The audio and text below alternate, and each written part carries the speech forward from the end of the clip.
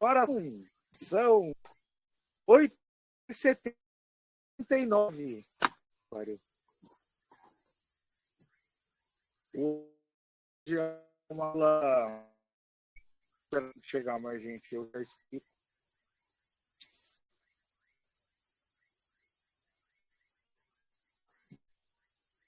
Você tá onde? Hoje você Hoje você está, Paula. Oi, tá travando muito o teu áudio.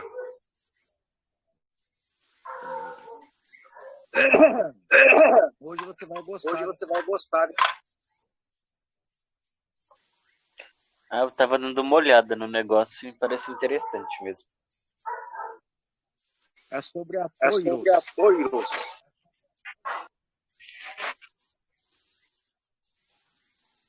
A Taura de Musa, alayhi salam. Eu vou dar uma aula hoje. Pesquisado aí, porque assim tá aqui em noite, então quem sabe do dia esse vale. Tá travando muito a sua fala. Então, internet.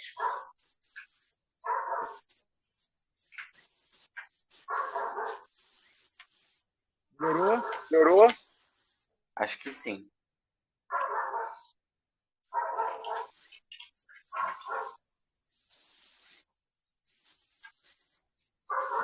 Vamos esperar o pessoal. Até mais.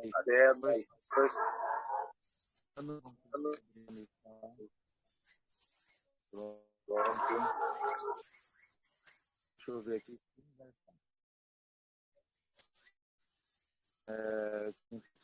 Então,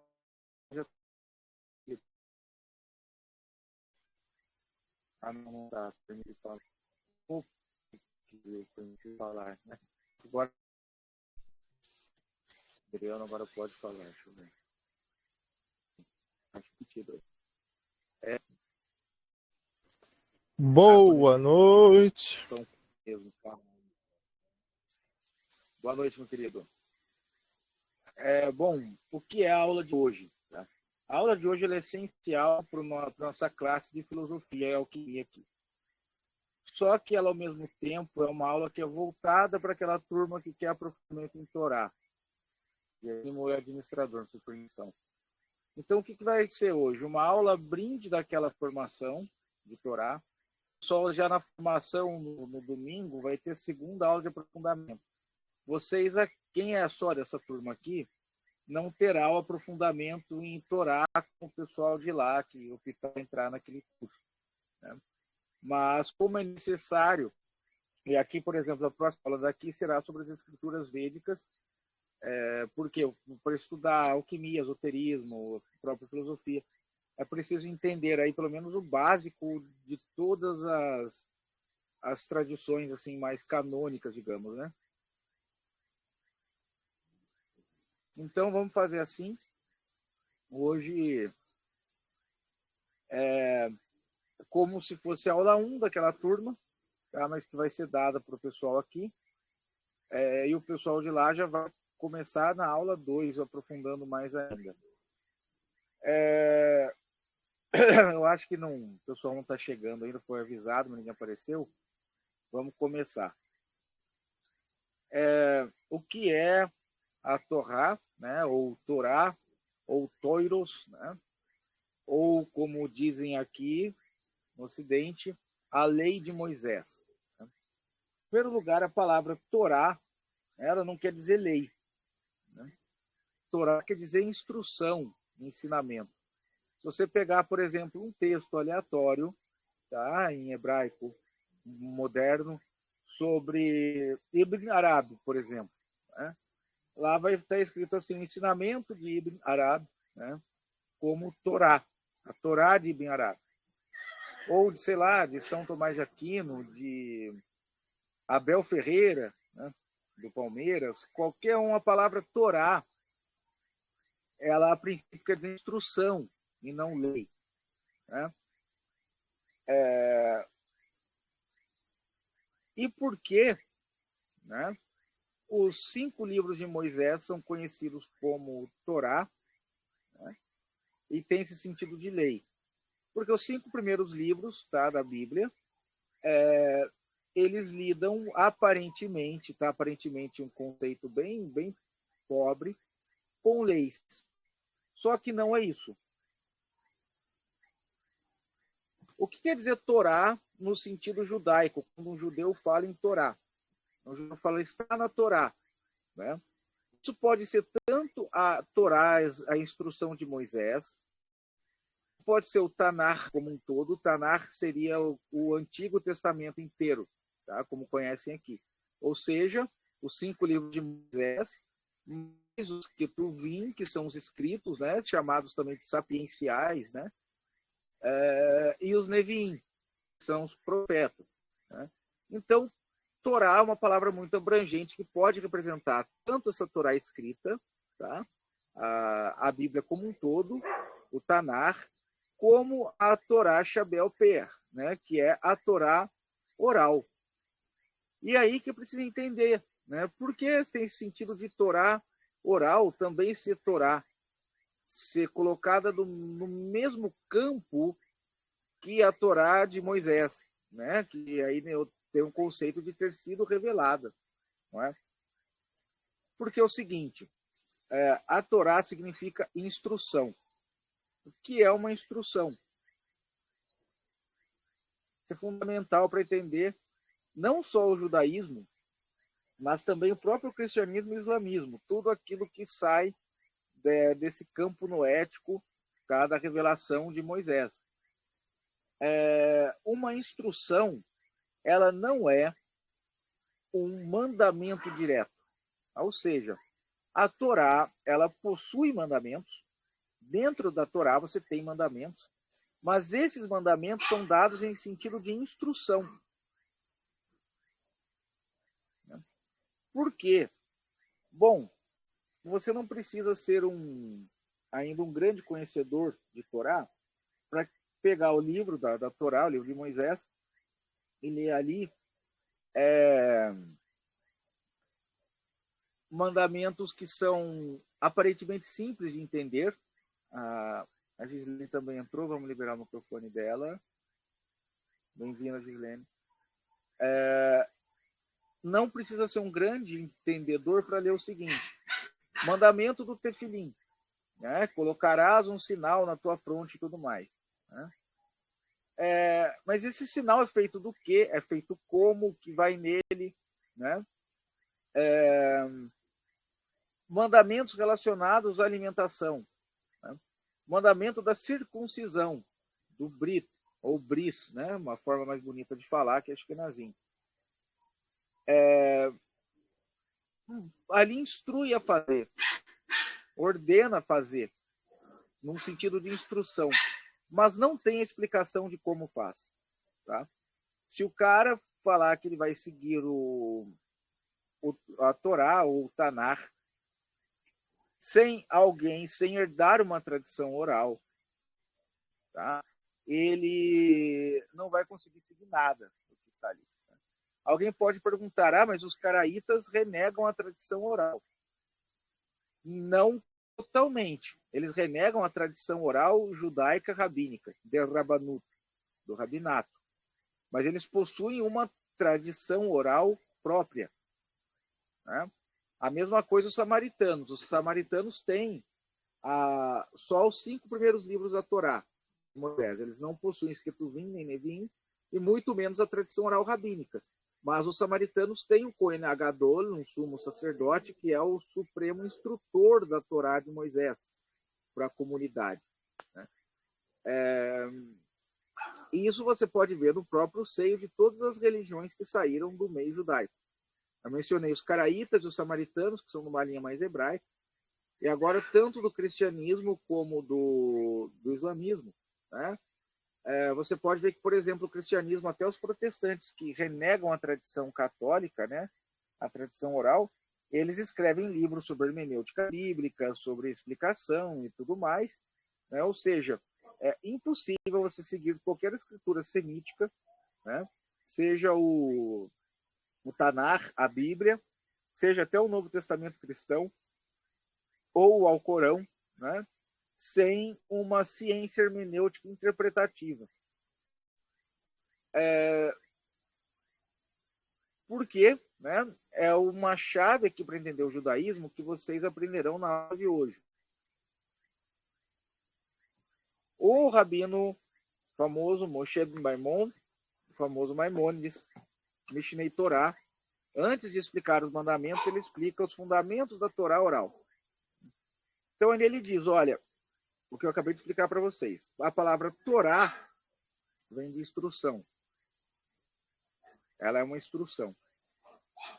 Aí vem a Alahá, que Alahá vem de halar, quer dizer caminho, que é a tradição oral, a Torá Shabel Peh, que foi entregue também a Moisés, para como viver essas instruções que estão presentes na Bíblia. Então ele traça uma linha ali, tá, que vai desde Moisés a Josué e vai passando pelos Beit Din, pelos tribunais, que foram transmitindo essa tradição oral até chegar na redação da Mishnah, Yehudá Nassi, e depois a formação do Talmud. Né? Então vejam que a Torá oral, tá, no conceito judaico, ela foi revelada a Moisés junto da Torá escrita, e ele é bem enfático ao dizer, olha, Moisés nunca escreveu uma linha da Torá oral. Até chegar no Yehudá Nassi, ela não era escrita. Né? Ela tinha citações já por conta de epístolas e tudo mais, dos ensinamentos da Torá oral, que era chamado de Kabbalah. Tá?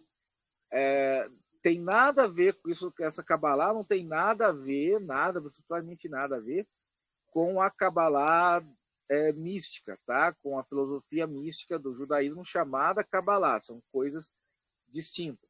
Né? E o Maimônides usa no Mishnei Torá a palavra Kabal, que vem de Kabal vem disso, né? Para dizer Moisés, que ele Kabal, a Torá oral, né? Para Josué. Né? Ou seja, ele transmitiu. A palavra Kabbalah significa transmissão. Tá? Ela não tem um significado assim de misticismo, né? Ou esoterismo, ou interpretação interna, sei lá o que for. A palavra Kabbalah quer dizer só transmissão. E essa Torá oral, então, ela foi transmitida para formar aquilo que no judaísmo é chamado de Torá, de forma abrangente. Né? A questão é que isso gera, tá? E aqui eu vou pegar a apostila, que eu separei os tópicos, diversos questionamentos que as pessoas fazem sobre uma aparente contradição nisso. Né? Por quê? Né? Tá gravando, né? Tá gravando. Não, tá gravando. Por quê, gente? A Torá oral, ela é repleta de contradições. Né? Ora, se dizem que ela é revelada, como ela pode possuir contradições? É aí que navegaremos na noese semítica hebraica, que lançou novos paradigmas que romperam com toda a mentalidade presente na época, tanto no Oriente como na Ásia Menor, em relação à religião e relação sobre homem e Deus. Por quê? Revelação no sentido hebraico, no sentido da Torá, quer dizer algo que foi revelado, tá, por Deus. Então isso leva a pessoa a pensar, bom, Deus não muda, então ele revela uma coisa, a revelação dele é eterna. Nesse sentido, tá, a interpretação judaica é que sim, há revelações, há mandamentos de Torá que são eternos e válidos em toda situação. Né? Mas ainda assim, eles carecem de uma instrução, de uma hermenêutica. Por quê? Para os povos antigos, né, para os egípcios, os babilônicos, os sumérios, os fenícios e até os gregos, a relação do homem com os deuses era diretamente ligada à questão do representante divino, do pontífice divino na Terra, que era o faraó, o imperador. Os sacerdotes, que faziam uma espécie de função psicopompa, né? Os sacerdotes eram como Mercúrio, Exu e Dionísio, ou seja, eles levavam as expiações ou os pedidos de favores aos deuses, né? E o ser humano, no geral, ele não tinha qualquer importância ontológica, né? Ou seja, para esses povos, a humanidade era um mero agrupamento, o ser humano no geral, né? Um agrupamento de criaturas que viviam conforme os sabores da teumaquia, né? da batalha dos deuses, e nesse cenário todo buscavam ou favores ou expiações e assim por diante. Então, por exemplo, o sentido de revelação nessas civilizações se dava através de transmissões iniciáticas, né? A era dos hierofontes, né? Dos sacerdotes, que recebiam revelações através de oráculos e tudo mais, né? Ou de histórias ancestrais que iam passando de geração em geração, né? Mas que eram revelações civilizacionais. Elas só tinham um sentido tanto cosmológico como ritualístico, enquanto aquela civilização perdurasse. Enquanto perdurasse o imperador, o templo, aquela organização, aquele tecido social. Isso explica, conforme vocês vão entender nessa aula, que como, por exemplo, a religião dos egípcios desapareceu e a religião dos hebreus ficou. Afinal, por que isso? Né? Um motivo é muito claro, como vocês entenderão nessa aula, essa mudança noética, essa mudança de mentalidade. Chegou mais alguém aqui. O Samuel também, autorizar o microfone do Samuel. Samuel, o Luiz também. Que os hebreus lançaram o mundo, né? E que formou até a nossa civilização, os nossos valores que temos hoje. Tá? Então, a revelação aqui, ela é um sentido daquilo que Deus revela como uma instrução que passará de geração a geração conforme o indivíduo se relacionar com o sagrado em qualquer situação. Você vê que dentro da própria Bíblia, o que acontece? Né? Você tem uma passagem ali de várias civilizações. Ela começa com depois da era de Noé, né? Ela passa para Abraão, que é o surgimento do povo judeu. A organização ali era uma organização que os antropólogos chamam de xamanismo. Tá? Por que era um xamanismo? Ali você vê que Abraão não tinha templo. Onde era o templo de Abraão? Lugar nenhum, porque Abraão era um nômade. Então ele achava um totem, uma pedra, um local e oferecia seu sacrifício. E ele, ao mesmo tempo, ele era um Cohen, né? Ele era um sacerdote e um rei. Né? Depois, tá? Vai passando ali as gerações, tudo mais, não conhece a história básica do Antigo Testamento, até a saída do Egito. Ou seja, o povo foi para o Egito, se assentou, deixou de ser nômade, né? Virou um povo que habitante de uma nação estrangeira, mas já nômade, e depois ele volta a ser nômade, mas é um nômade com destino próprio. Um nômade que parte ao nomadismo em busca da terra prometida. Né? E aí você tem já o surgimento do tabernáculo móvel e a formação da primeira casta sacerdotal. Ali com Moisés já, com Arão, né? Moisés ainda era um xamã como Abraão, porque ele tinha uma comunicação direta com Deus, né? mas a função sacerdotal já era executada por uma casta especial. Então veja que a revelação, aí ela já ganhou um sentido diferente que não havia, por exemplo, entre os egípcios, entre os babilônicos, esses povos, né? Muito menos entre os gregos, né? Ou seja, é uma revelação que se reinventa em um novo contexto civilizacional. Vocês vão entender isso no final da aula, o porquê disso e como isso formou até o mundo de hoje, as pessoas gostando ou não, tá? Com valores universais. Então, o povo vaga ali pelo deserto, né? Finalmente alcança a terra prometida, né? Vem a era dos juízes, né? E depois começa a monarquia. Tudo isso já é um povo já sedentário, quando termina de vagar pelo deserto. Até que surge, né, o templo de Salomão, que é o primeiro templo, que aí já é o assentamento definitivo do nomadismo e da ritualística ainda mais consagrada, né? Já não era mais um mero tabernáculo, né?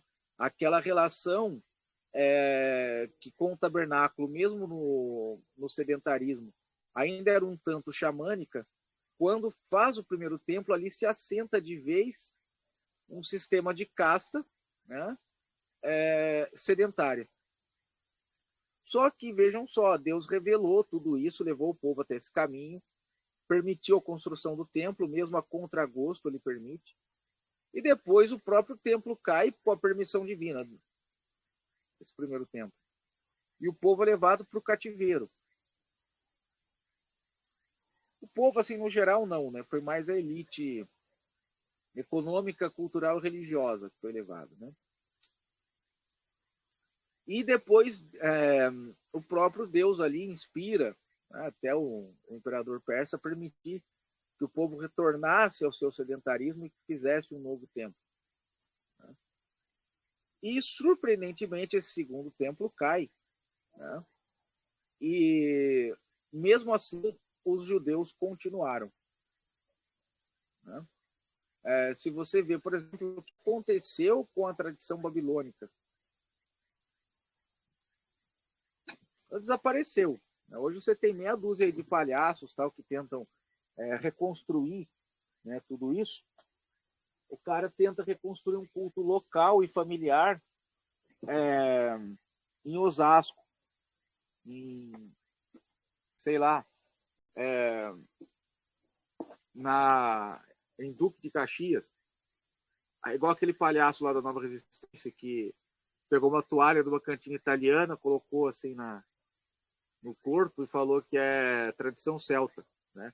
Deixa o dono da cantina descobrir que ele está usando a toalha, que ele toma um cacete.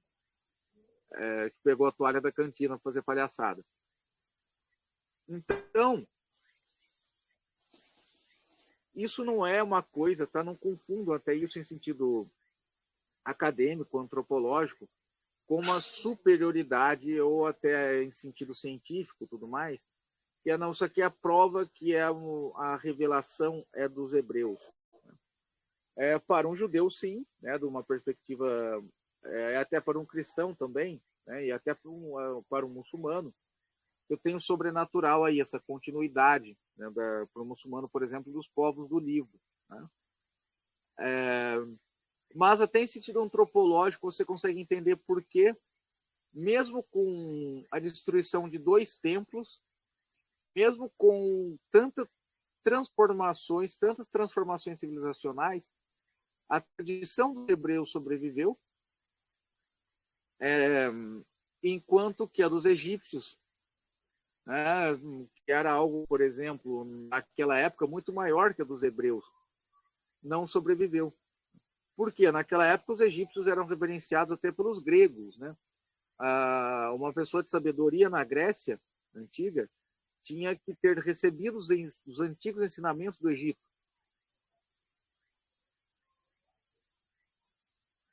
Claro que tudo isso desapareceu de novo, com exceção, né, de um amigo aí do Lucas Rala, brincadeira, não é seu amigo não, mas um conhecido nosso que se acha faraó. O cara é loiro, de olho azul, que nem eu, nasceu, onde ele nasceu mesmo, de onde ele é, Acho que é perto do Lago de João Eu Moreira. acho que é perto do Lago de João Moreira. Ele é perto dos arredores de São Paulo, né? Tipo Campinas, algum lugar assim.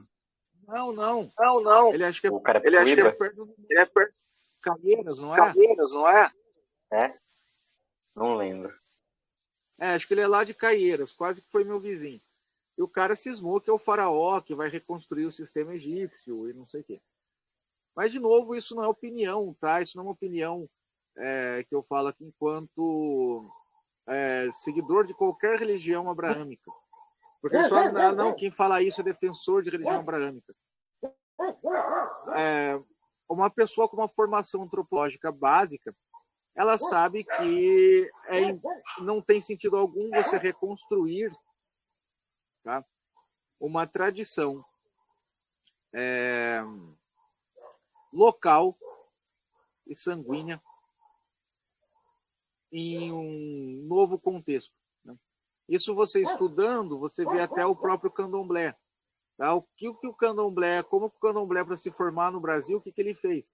Aqueles terreiros mais antigos de candomblé e tudo mais, tá? Antes também do candomblé virar uma grande salada, que qualquer um virou pai de santo. Basta comprar um charuto. Eles traziam de África, os negros, as ervas e plantas, as mudas, as firmezas vinham da África e os primeiros terreiros chamavam roças, né? Eram recriações de um pedaço da África aqui no Brasil. Porque o candomblé também, semelhante ao culto do Egito, da Babilônia e tal, são tradições de solo e de sangue. Né?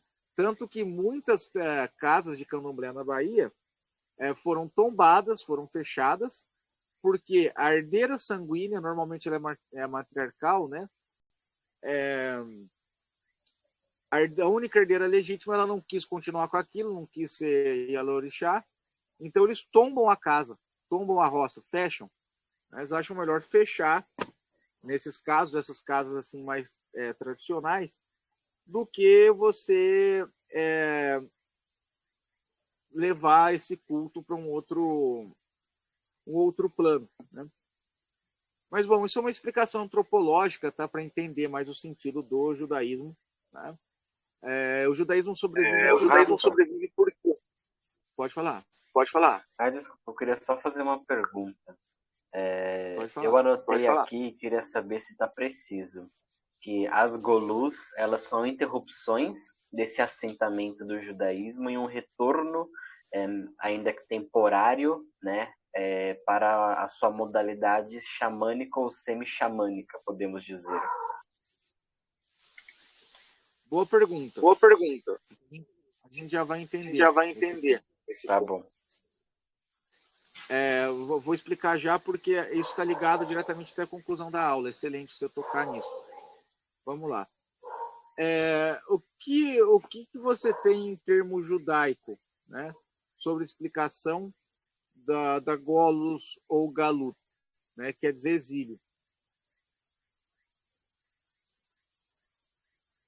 É uma punição, né? Justamente.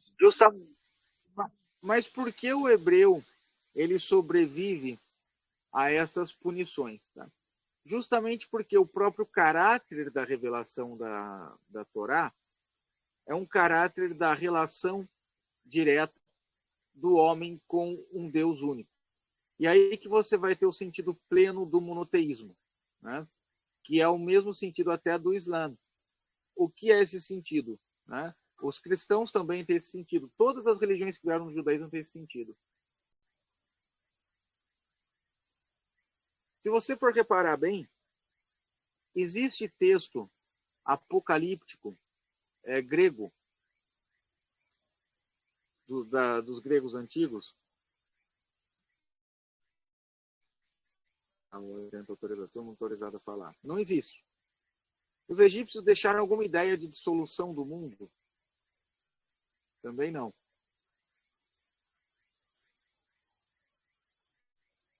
Os babilônicos? Também não. Isso só surge, né, esse sentido de que o mundo até caminha para um fim, para uma renovação de todas as coisas, porque a Torá enquanto uma mentalidade monoteísta, embora em vários pedaços dela ela seja enoteísta, mas isso é uma coisa que a gente vai estudar de forma mais profunda só lá no curso da formação, né? E aqui na aula de alquimia vamos passar por isso assim mais em passant. Mas você tem ali uma relação direta, tá, de um povo como um todo e do indivíduo com Deus. Então, desde aquele princípio, Hala, que Abraão era um nômade, e até o auge do Templo de Salomão, e até a nova Golos, o novo exílio, a nova diáspora, nenhum desses fatores, tá, sociais e geopolíticos são capazes de romper com essa revelação da Torá, que é uma revelação direta de Deus para a consciência individual humana, para o indivíduo humano. Como eu já expliquei até na aula passada, quem não viu, a palavra idiota, eu vou explicar de novo. A palavra idiota vem de ídios, do grego, né? O que era um ídios, né? Ídios, hoje aqui é uma ofensa, idiota, mas ali era um indivíduo peculiar. O que era ser peculiar na Grécia? Era um sujeito que não era adequado ao que a polis exigia. Ou seja, a realização greco-romana, egípcia, babilônica, todos esses povos, era uma relação, né, integração plena de fusão, tá, do homem com a sociedade. Por quê? A sociedade ali direta, que era a espécie de ligação, tá, com a teomaquia, com a batalha dos deuses. Então, eles não tinham uma preocupação, por exemplo, quanto ao fim do mundo, a renovação do mundo. Eles só olhavam para a história do passado, para a história dos heróis e dos mitos. Eles não olhavam para a história geral, né, o surgimento dos historiadores gregos e romanos é algo mais tardio, né, tanto na Grécia como em Roma. Nos hebreus, você já vê isso no começo de Bereshit, de Gênesis. Que toda vez que cita uma pessoa, cita a genealogia completa. Não importa se o antepassado era importante ou se ele era um Zé Mané qualquer, né? A genealogia é muito importante. Até o próprio Novo Testamento não começa ali com a geração de Jesus, né, desde o princípio e tal. Isso já não é um capricho técnico para você observar, já é um capricho, desculpa, não é um capricho, já é uma característica noética bem definida de como a mentalidade hebraica pensava, via o mundo e lançou essa mentalidade diferente de todas as outras civilizações, que possibilitou a sua sobrevivência e até a formação de novos fenômenos religiosos, como o cristianismo e o islã, né? Então, é por isso que a Golos, né, o exílio, ele vai pegar esse sentido, tá, de ser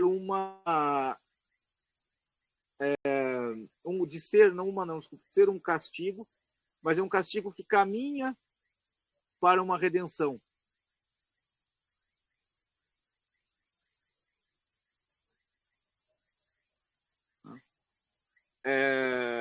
Então foi por isso que os hebreus conseguiram formar esse imaginário até de Apocalipse e redenção, e outros povos não imaginaram isso.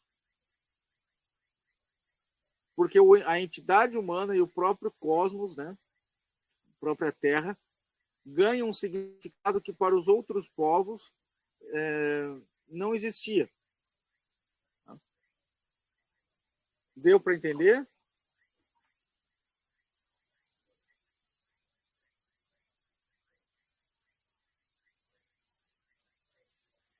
Acho que o Luhala entendeu, então vamos lá. E passamos aqui para o segundo slide da apostila, que são os pontos fundamentais. Diante disso, né? Como a Torá ela é uma revelação de instrução, essa instrução, embora seja ditada pelo próprio Deus, mas instruir é diferente de definir, né? Era preciso que as coisas fossem interpretadas. Então, por exemplo, você tem o próprio mandamento, não matarás. Né? Bom, mas depois Deus manda matar os amalequitas, ele estabelece a pena de morte e tudo mais. E até a legítima defesa.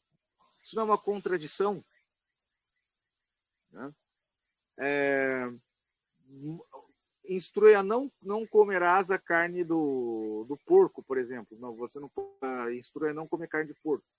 Mas você tem permissões, por exemplo, para que a carne de porco seja consumida.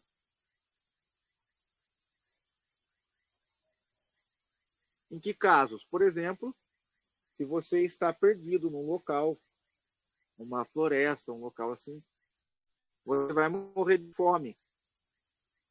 Está fodido, vai morrer de fome. Você pode ali caçar um animal impuro e comer. Por que isso foi permitido pelas interpretações?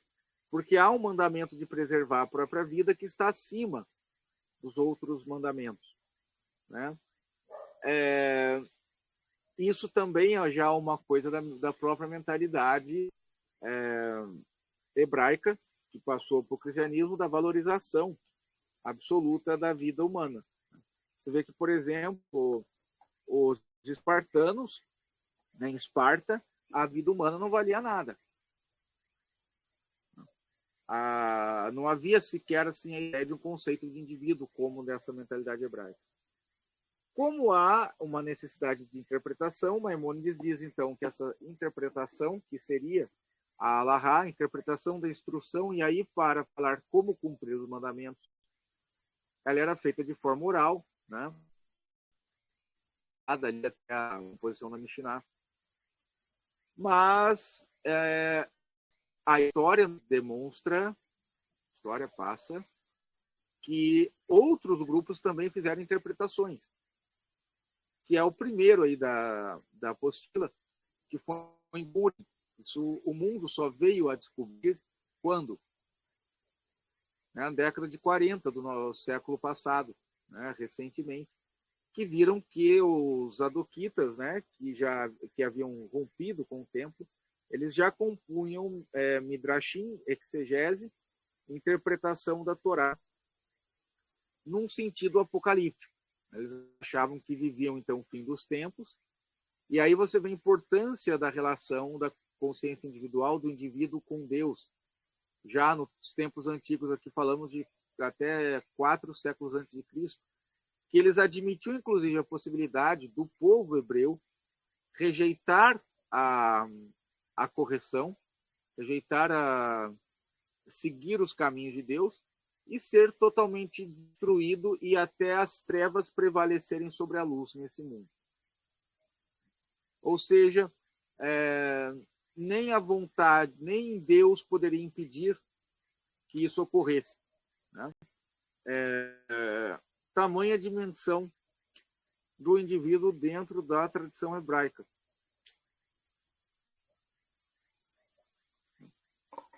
Essa aí já é uma comprovação, foi tardia, né?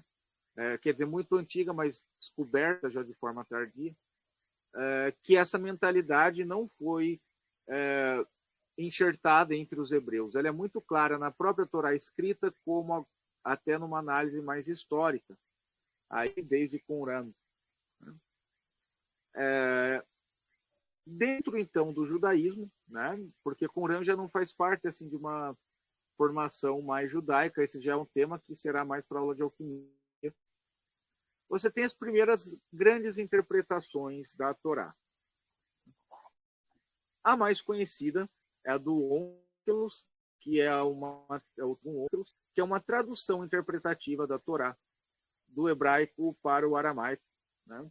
Ela não é uma tradução no sentido que entendemos hoje como tradução, ela é uma interpretação. Tá?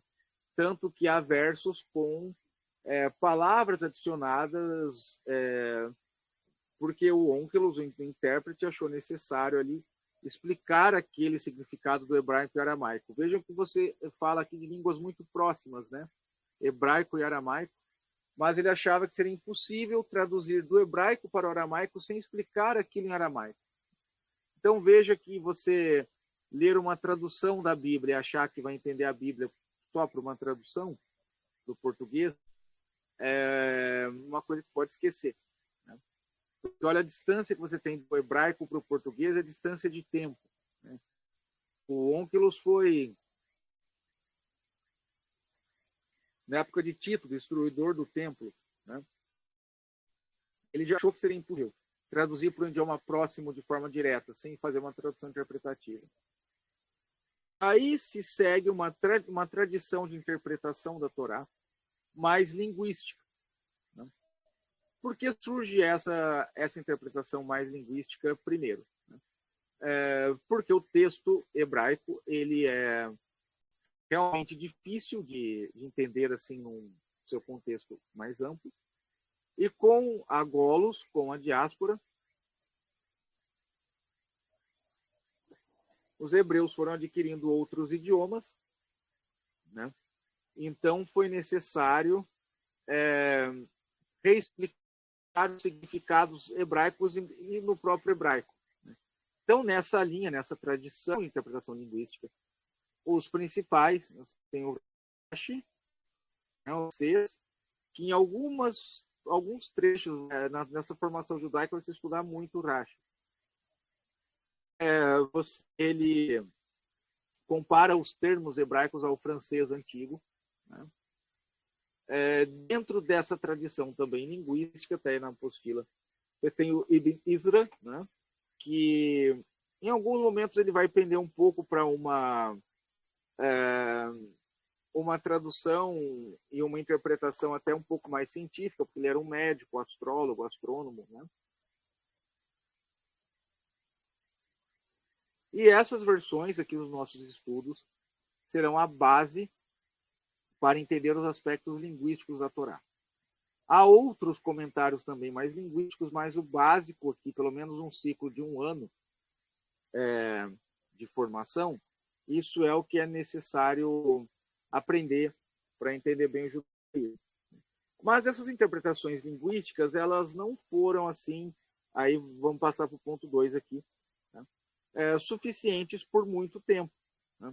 Porque os judeus também na diáspora passaram a ter um contato maior com o mundo ocidental, que aí já na Idade Média vivia um grande fervor filosófico, né? Uma grande produção filosófica. E surgem, então, as que são as principais ou aí até as melhores, tá? Interpretações filosóficas do Sforno, o rabino italiano, um pouco mais recente, o Rambam, tá? Tá? Essas interpretações elas pendem mais para a filosofia, elas bebem muito das fontes linguísticas, né? No caso, o Rashi e o Ibn Ezra. Você tem uma certa treta ali entre o Rashi e o Ibn Ezra. Então, esses tradutores intérpretes, mais filosóficos, eles tentam lidar com isso ou para tomar partido de um, ou às vezes até para encontrar uma solução ali mútua, né? Isso também será estudado de forma aprofundada e é muito importante. Tá? E depois temos as interpretações místicas, que aí a base o Zohar, todo mundo que conhece o Zohar, né? E as interpretações místicas surgem em qual contexto? Né? Desculpa, esqueci de falar do Haktev HaKabalah, é uma interpretação cabalística ali de vários rabinos cabalistas da Idade Média, da Renascença quase, né? Sobre a Torá. Essa mística surge porque também, na época que começa o contato dos hebreus, dos judeus, com a mística, tanto islâmica como cristã, principalmente através da Espanha, né, e da França, há um interesse para desenvolver uma interpretação também mística, esotérica da Torá. Haja vista que, por exemplo, os irmãos Cohen, 2 rabinos, ali da Idade Média, ninguém sabe ao certo o nascimento deles. Talvez tenha sido a Síria, ou talvez até a região do Buhar. Né? O Buhar ali, onde até é muito importante na tradição islâmica, no próprio sufismo. Né? O Gurdjieff fez questão de passar pelo Buhar para aprender o sufismo no século XX. Imagina, naquela época, na Idade Média, ali era um grande centro sufi, de hadith também, de ciência islâmica. Né? A época em que se originou, inclusive, a Tariqa Naqshbandi, né? O Bahauddin Naqshbandi, mais ou menos aí, no século XIII, XIV. Justamente. Foi nesse cenário que, por exemplo, os irmãos Cohen começaram a ter um contato com o princípio da Kabbalah ali, da exposição da Kabbalah, principalmente em Narbonne, na França, por onde eles passaram, e depois Portugal e Espanha. E eles passam pelo Buhar e voltam, tá? Como os principais divulgadores da Kabbalah em seu princípio, né? E aí surge também a interpretação mística. O problema é que a interpretação mística, como vamos estudar também ao longo da classe, ela não só vira uma interpretação, como ela vira uma alahá própria. Tá? O Zohar lança uma nova alahá, essa apostila já sobre a alahá do Zohar, tal, uma coisa que eu estou produzindo aqui para a aula de alquimia já, né? Que aí dentro dessa tradição você vai ter, por exemplo, o Ben Shai, né, do Yosef Haim, e várias tradições cabalísticas que não são apenas só de interpretação, mas de própria vivência do judaísmo, né? E um processo histórico muito complicado. Né? Mas, assim, para entender o judaísmo é importante estudar também essa base, tá, da interpretação mística.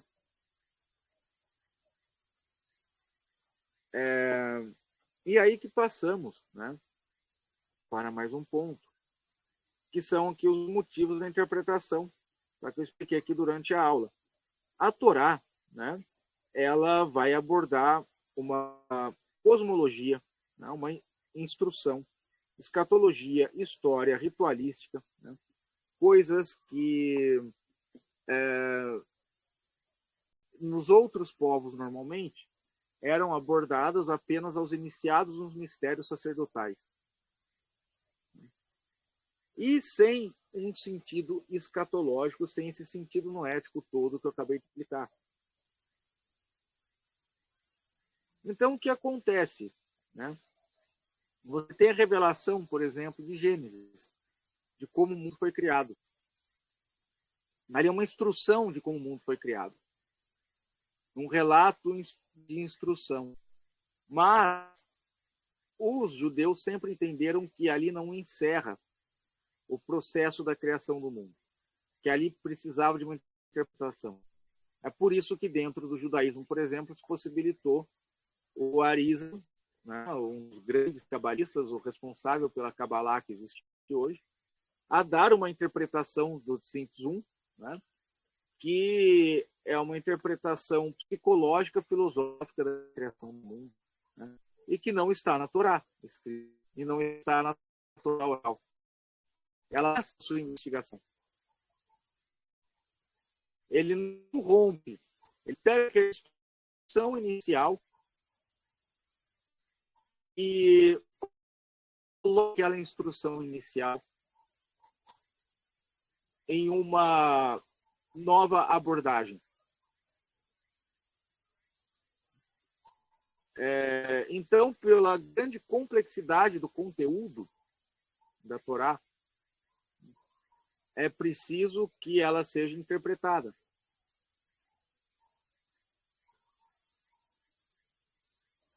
Essa é uma característica muito própria do judaísmo, que foi transmitida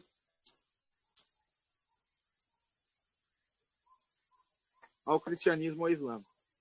Um paralelo no mundo a isso. Você só vai encontrar na civilização hindu. A aula de amanhã de alquimia, inclusive, é sobre os princípios das escrituras hindus, como falei aqui, o pessoal não estava todo mundo aqui. Né?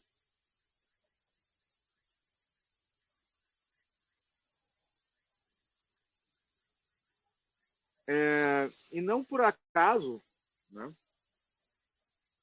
Se você olhar bem, as religiões mais antigas predominantes ainda no mundo são as religiões abraâmicas, né? O Islã, cristianismo e judaísmo, né? Pegam aí uma parte considerável do mundo, e o hinduísmo, né? A tradição védica no geral, que não só pela Índia ser muito habitada, mas que consegue uma popularidade, por exemplo, consegue sobreviver no Ocidente. Né? Se você olhar, por exemplo, alguma religião oriental antiga que vive, o shintoísmo. Né? O shintoísmo não tem uma presença no Ocidente entre ocidentais, né? Tirando os japoneses que estão no exílio, né? ou saíram do Japão, né? Ele não tem uma presença como o hinduísmo, por exemplo.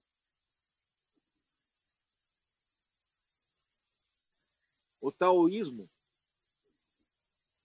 já não é assim, também tão antigo quanto os Vedas, e não sem razão dá para dizer que o taoísmo é um grande plágio, né, do budismo, que veio da tradição védica também. Isso será abordado mais aqui na nossa classe de alquimia. Por quê? Né? Entre os hindus também há essa mentalidade que eu expliquei aqui do humano individual, da consciência individual e o absoluto, Deus, né? Seja lá o que for, e o homem. Né? Tanto que você estudando a própria história da arte, a história da música, né? Que vai surgir ali, a popularização da música enquanto ciência, né? Ela surge a partir dos filósofos gregos, quando eles decidem romper com o teatro ritualístico. A música nasce ali do teatro grego, né? E é quando os filósofos decidem romper com aquela ritualística do teatro que nasce ali a ciência musical ocidental. Então veja que na própria Grécia Antiga, antes mesmo do cristianismo avançar na Grécia, já havia pela própria filosofia uma tentativa de romper, né, com aquele universo de tradição tribal ou sacerdotal. Né? Então, o que é importante? Tá? Você aprender sobre Torá, uma formação para você entender a Torá. Seja você judeu, cristão, muçulmano,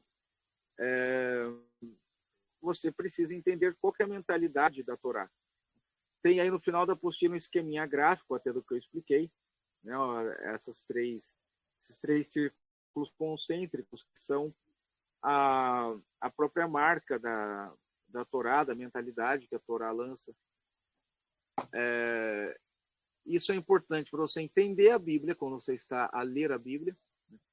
Para você entender o próprio cristianismo, o próprio islamismo, e tanto como religioso, como enquanto um estudioso, né? Uma pessoa que busca o estudo antropológico, para entender por que essas tradições sobreviveram, enquanto não, né? De impérios que foram bem mais grandiosos do que os hebreus desapareceram.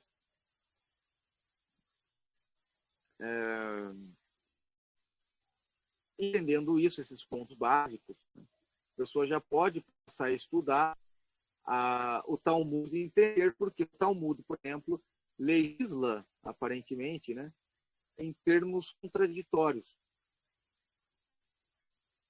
Por que um rabino importante diz que se faz de um jeito e um rabino tão importante quanto ele diz que faz de outro? Então a Torá oral, como ela pode ser revelada se ela dá duas posições diferentes? Porque essa instrução é em relação ao indivíduo. Ela não é uma instrução no sentido de formar a civitas romana, por exemplo. Isso explica também por que Israel sempre foi uma grande bagunça, né? O José, se não me engano, escreve que na época dele, Israel era preciso viver com uma faca na frente e uma atrás. De tanta facção e briga, tudo mais que tinha. Mas isso, embora isso tenha um ar negativo, foi o que possibilitou a formação da nossa sociedade de hoje, né? Na qual é um absurdo imaginar algo que o Forri fazia na China. O Forri, que é tido como os pais da China, os grandes sábios, e tudo mais, o imperador sábio, ele tinha invertido o rol de quando ele era confeccionado uma espada para ele, de pegar pessoas aleatórias na rua e decapitar. Para testar se a espada era boa. Se hoje achamos absurdo, se hoje, por exemplo, aquela lei dos povos germânicos que foi banida quando o cristianismo entrou na Alemanha, e depois os nazistas tentaram ressuscitar, né, essa lei, que é a lei da punição familiar. Então, vamos supor, o Rafael cometa um crime contínuo, a minha família inteira é executada. Esse princípio que existe pelo nosso direito hoje não pode ceder, né, ao criminoso.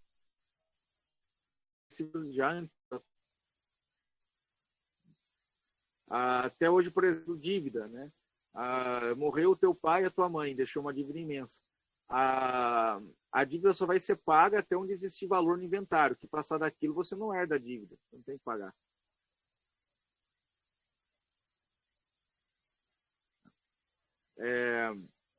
Então, até esses valores, né, que mesmo o mundo pós-iluminista adotou, né, como valores soberanos e tudo mais, são valores que vieram dessa mentalidade inicial da Torá.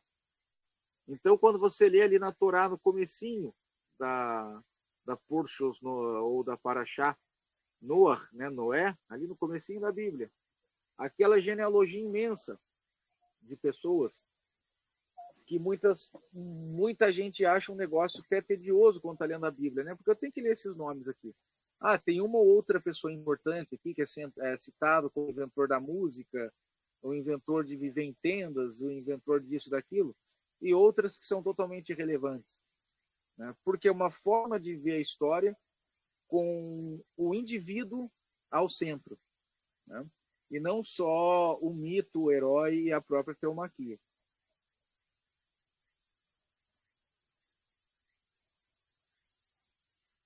Então, tendo dito isso, abre espaço para pergunta, ver se está todo mundo liberado aí. Fique à vontade. Alô, consegue me ouvir bem? Estou ouvindo, meu amigo, pode falar. Desculpa, caiu muitas vezes no começo, eu até escrevi, mas eu queria saber o que é noesis, noética, esse termo ficou um pouco misterioso para mim. Desculpa não ter explicado. A noesis, né, em antropologia, ela significa a disposição mental, ou em sentido mais profundo, a leitura que o imaginário faz da realidade. Ou seja, a antropologia e a psicologia chegaram numa conclusão científica de que a forma que um indivíduo vê o mundo e a própria sociedade, vê o seu próprio mundo, depende do imaginário, né? Como esse imaginário é formado? Ele é formado através das impressões diretas que os indivíduos, depois um grupo social como um todo, tem da realidade, né? Ou seja,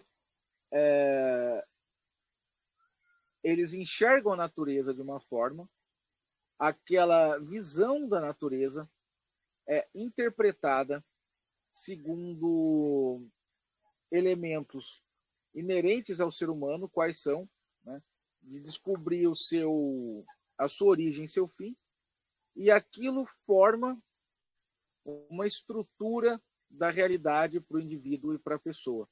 Então, a noesis é isso, é uma disposição mental formada dentro desse processo como um todo, né? Então, por exemplo, por que a Torá em Abraão ela é diferente da Torá, não falo da revelação, tá? Mas a Torá em Abraão é diferente da Torá em Davi, né? Porque Torá, o Abraão ele tinha uma noesis diferente, ele era um xamã, um nômade, ele enxergava a natureza de uma forma, essa visão que ele tinha ali, enquanto nômade, rei e sacerdote ao mesmo tempo, era interpretada segundo esse desejo humano, e aquilo formava, em seguida, o tecido social individual de Abraão. Davi já era só um rei, não era um sacerdote, num outro contexto, um outro universo, né? Então, a formação da mentalidade e, consequentemente, do que acontecia ao redor era outra, né? É por isso que o trabalho de antropologia é tão difícil. Por quê? Vamos supor que você vai investigar, vai fazer um trabalho de pesquisa, né, sobre os Haredim de Satmar, por exemplo. Se você chegar lá com a tua cabeça de um judeu ocidental, né, um judeu criado aqui no Ocidente, com toda a leitura imaginária que você absorveu daqui, e investigá-los ali, segundo a tua noesis, essa investigação vai ser um fracasso. Você tem que chegar lá com a cabeça formatada, tipo formate C:/Enter, quando usava DOS antigamente.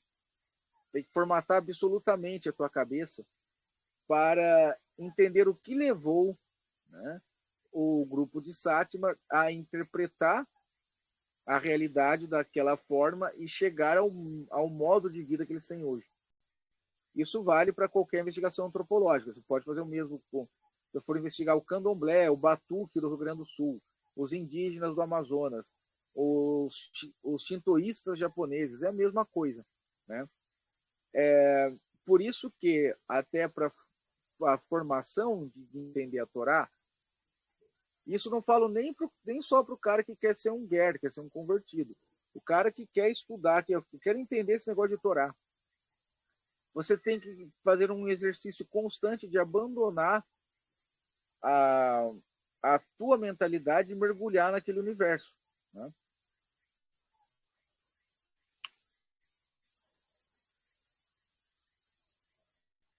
Ô, Rafa, eu tenho uma pergunta. Tá ouvindo?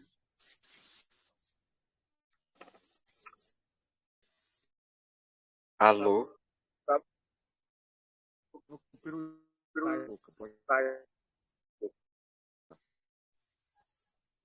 ouvindo? Agora dei uma caída e voltei. Desculpa. Pode falar. Desculpa. Ah, não, tranquilo. Pode falar. Então, eu tenho uma pergunta, que você citou a questão do templo, né? A questão dos Adoquitas terem rompido do templo. Assim, eu acho que não tem muito a ver com o tema, né? Mas eu queria aproveitar e perguntar, que eu lembrei disso, né? Eu lembro de que eu comentei com você, né? A respeito de que os Edomitas, eles haviam se convertido ao judaísmo, né? E você comentou que eles se tornaram os piores judeus possíveis, né? Mas aí que está uma questão, porque eles se converteram, viraram os idumeus, né? E o neto de um dos reis de Edom, dos senhores de Edom, que se converteu, né? Era Herodes o Grande, que construiu o terceiro templo, né? Então, queria perguntar a respeito sobre o terceiro templo, a validade do terceiro, desculpa, o segundo templo, né? O terceiro ainda não, tá? Mas a validade do segundo templo, né? E o status espiritual e histórico do Herodes o Grande mediante os feitos dele, principalmente a construção do segundo templo, né? Porque efetivamente o segundo templo foi construído pelos edomitas convertidos, né? Isso aí vem do Talmud, eu vou achar essa referência para a próxima aula da formação judaica. Vamos lá. É dito no Talmud, até quem não viu o segundo templo de Herodes, né, não viu o que é beleza no mundo. O problema, e isso foi um dos motivos até do rompimento dos Adoquitas ainda mais, eles acharam que aquilo era um apocalipse de fato, que viria o fim do mundo, que essa reconstrução que ele fez faria o templo cair de novo. Porque ele se preocupou mais com a beleza arquitetônica, com a grandeza, do que com a parte espiritual de purificação. Tanto que ele morreu até comido por vermes ou louco, alguma coisa assim. Ele teve uma morte muito parecida com o Tito, né? Que destruiu o templo. Então, assim, o papel dele, embora ele tenha feito uma beleza estética muito grande, espiritualmente foi de destruição.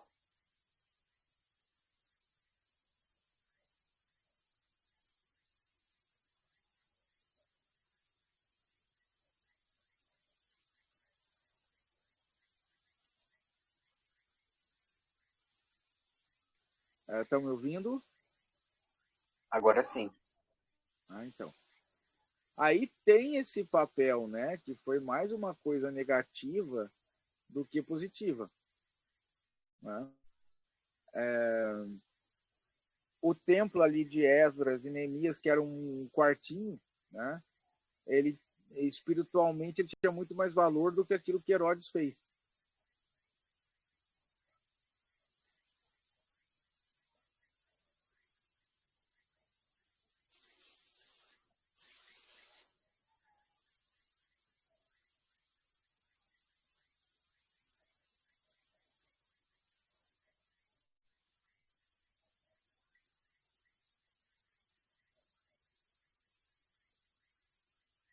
Mais alguma dúvida?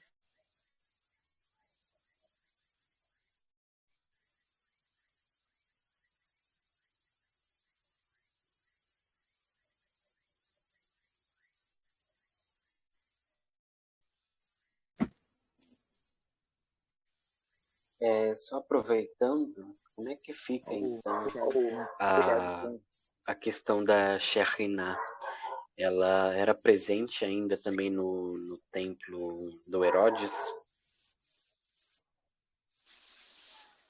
Segundo o Moshe Rabbeinu, né, que escreveu o livro sobre o terceiro templo, né,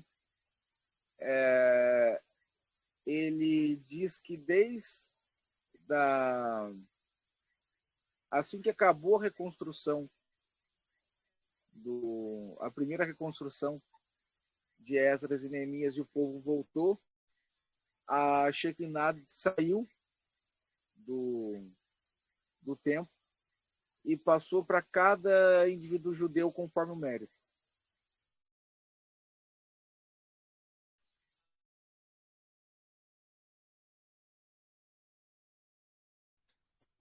Oda, eu achei interessante. Isso porque Desculpa, achei que tinha acabado. Eita. não caiu. Caiu e voltou. Pode falar. Não, pode terminar de responder a dúvida do irmão aí. Depois eu faço a minha Beleza. pergunta. Então, era só para concluir. E ele diz isso por quê? Né? Assim que aquele primeiro templo o segundo templo, né, foi concluído, que era uma coisa muito modesta, né, os sacerdotes voltaram a pecar. Voltaram a pecar por quê? Né? Eles já haviam adquirido costumes babilônicos e helênicos. Isso explica até porque ele foi reconstruído da forma errada e caiu.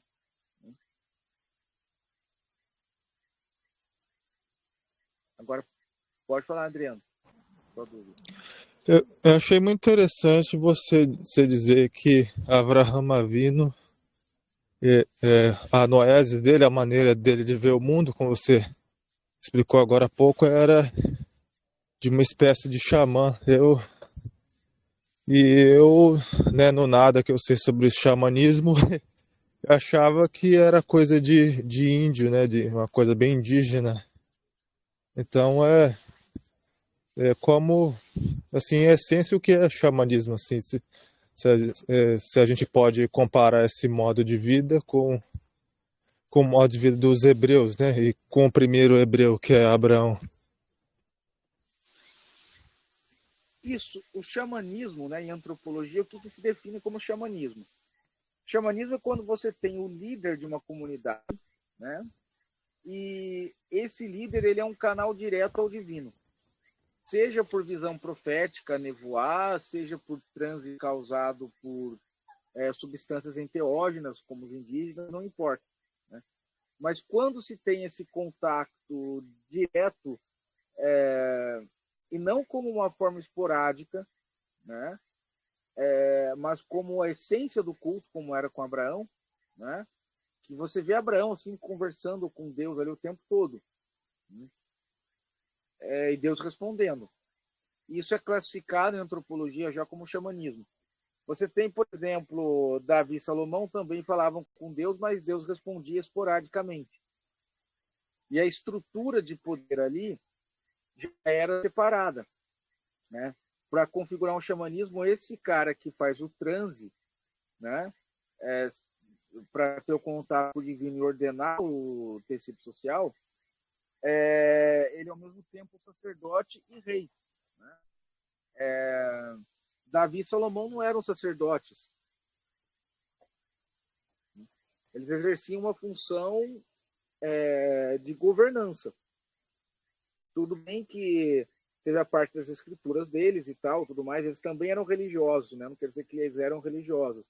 Mas a função sacerdotal da função secular, né, do governo secular, ela estava separada ali. Você já tinha a casta dos Coanim e Leviim, né, as castas, enquanto eles eram da casta governante. Você tem já essa divisão, essa separação, que é algo que aí em antropologia se classifica como xamanismo, né? Que é algo típico dos povos nômades. Né? Um exemplo prático disso é Abraão, que em Abraão você não vê ali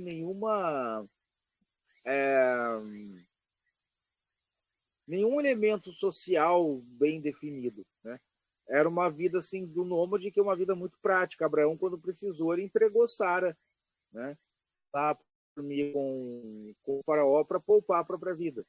Né? Coisa que dificilmente você imagina que Davi e Salomão fariam. Porque ali você tem um contexto onde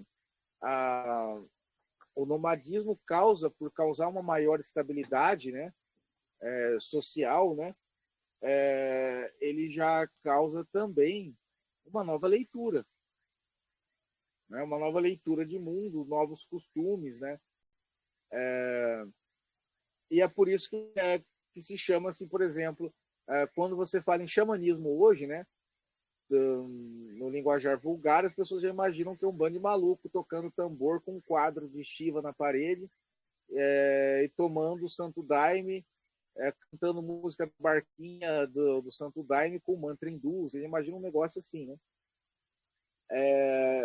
Mas em classificação antropológica, não. Tá? Em classificação antropológica o negócio é mais sério, né? Foi o termo que foi melhor adequado, né? Para dar a essa forma civilizacional, social, né? Obrigado.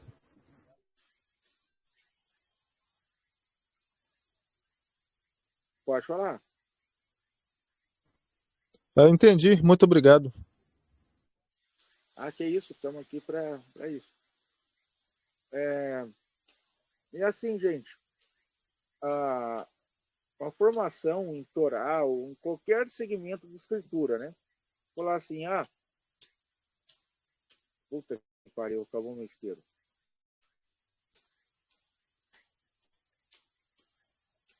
Qualquer escritura, vamos supor que a investigação for védica, for do cristianismo, do islã, qualquer investigação séria, mesmo para um religioso, para um estudante da religião, ela precisa passar por um crivo, numa metodologia antropológica, né?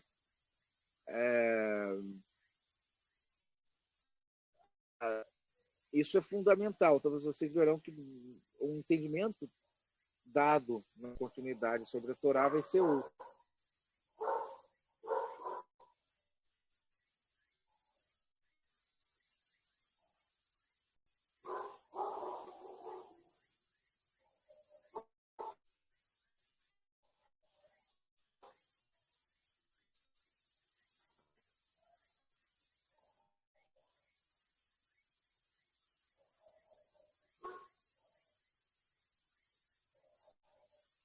Mais alguma dúvida, pessoal?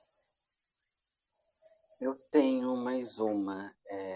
Eu queria saber, em primeiro, né, se a Torá ela é universal, no sentido de que qualquer um pode se converter, né, ao Ardut. E a segunda é, se a resposta for que ela é universal, por que que os edomitas, ao se converterem, eles se tornaram péssimos judeus, né, quase como que se eles não deveriam ter sido convertidos de maneira alguma? A primeira é sim, embora o rabinato, por diversas razões sociais, vamos estudar aqui,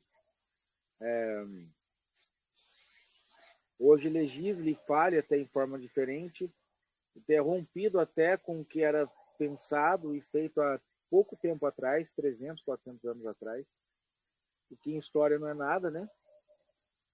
Isso sempre foi entendido no fato da Torá ter sido revelada no deserto. O que era o deserto onde a Torá foi revelada? Aquele pedaço de deserto era terra de ninguém. Não era nem dos egípcios, nem dos hititas, nem dos hebreus, nada de ninguém. Então ela foi revelada como se fosse um crime cometido numa água internacional, né?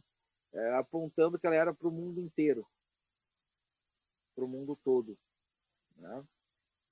A questão dos edomitas já que é assim, porque eles não se converteram adequadamente. Porque a conversão, ela por isso que o termo, na verdade, não é nem conversão, é o giur, né? O giur é uma naturalização. Os edomitas, eles não se naturalizaram devidamente por questão deles mesmos, né? Eles não abandonaram, assim, toda a mentalidade que eles carregavam, né? Para essa conversão. O que acontece de forma individual com muita gente que se converte ao judaísmo, né? Até hoje, sendo edomita ou não.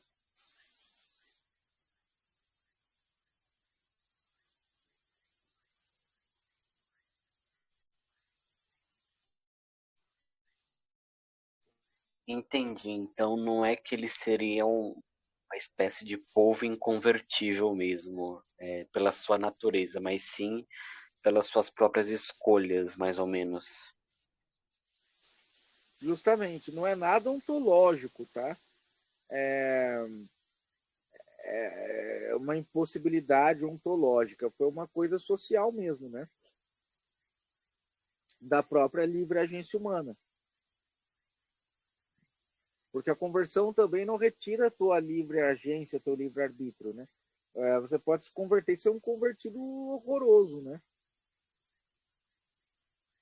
Isso não quer dizer que o teu ser era impossibilitado à conversão, né? Mas quer dizer que você não se esforçou, não se adequou, né? Não fez o que tinha que fazer.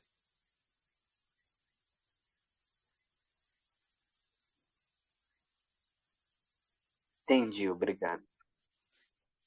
Imagina.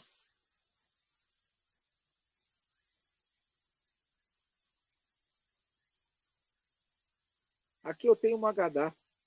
Vou contar uma Gadá. Omer Rabi Shimon conta o Rabi Shimon como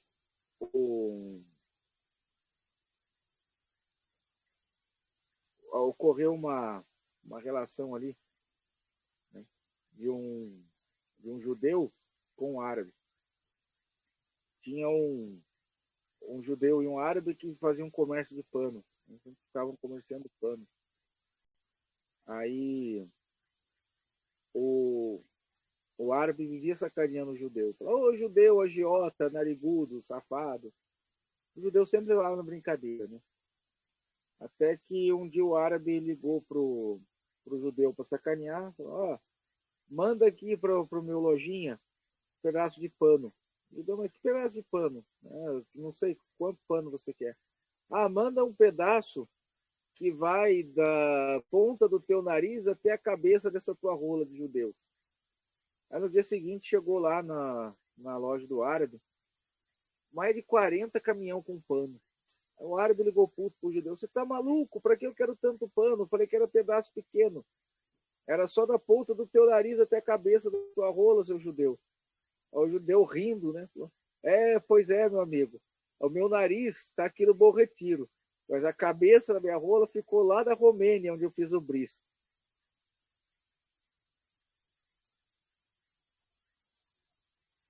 Então, a lição é nunca brinque com um judeu.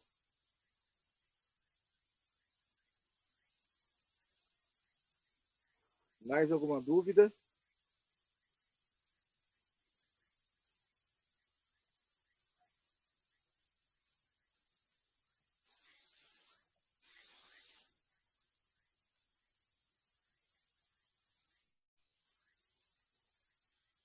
Mais alguma? Para mim tá tudo certo. Tudo certo com o Adriano. Vamos ver o resto aí, pessoal. Também. A minha bateria está acabando já também. Eu estou gravando no celular que o meu notebook pifou. Assim que eu cheguei do enterro da minha mãe, fui ligar, o notebook está quebrado. Então não consigo produzir texto, nada. Eu estou dando ao celular e tentando carregar, mas não está. A aula não está carregando. Aí eu vou fazer o seguinte: ninguém tem mais dúvida, a gente encerra, amanhã tem aula de novo. E eu vou comer e carregar um pouco o telefone, depois eu respondo as dúvidas, eu falo com todo mundo. Um abraço, pessoal. Até a próxima. Boa noite. Boa noite.